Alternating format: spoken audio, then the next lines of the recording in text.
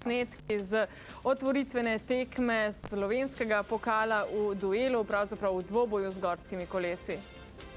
Približno istočasno s tekmo svetovnega pokala v Nevegalu pa se je začela tudi tekmovalna sezona mountainbikanja v Sloveniji, in sicer z dvobojem na Plešah. Prvo od 4 tekem Animal dvoboja je Snrf klub organiziral na Fedrovem travniku nad Škofljico na 200-metrski progi popestreni z bankinami in skoki. Ideja v bistvu je povzeta od drugih ljudi, ki so že to speljali.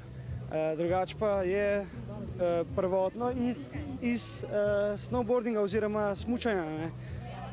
Ker se pa mi snowboardingom ukvarjamo, je pa tukaj zrcalo snowboarda, paralelnega slaloma. Ja. Razlika je zelo majhna, tudi tukaj je samo ena kanta.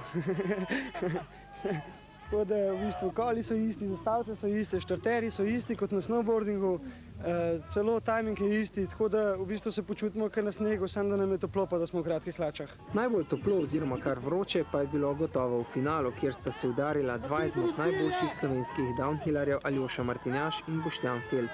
V cilju se je veselil Boštjan. Zame je to zelo dober občutek, drugače ni, bi rekel, kaj preveč zahtevno, ker v ovikih imaš tako bankine, da se na njih nasloniš, pa samo pedaliranje, pa tehnika, pa gume. Ja, pač downhilli so prvič zelo daljši, zelo bolj tehnično zahtevni, dosti bolj navarni, čeprav tudi te slalom eni tekmovalci jemljajo kot šalo, primerjava, mislim, razlika je očitna.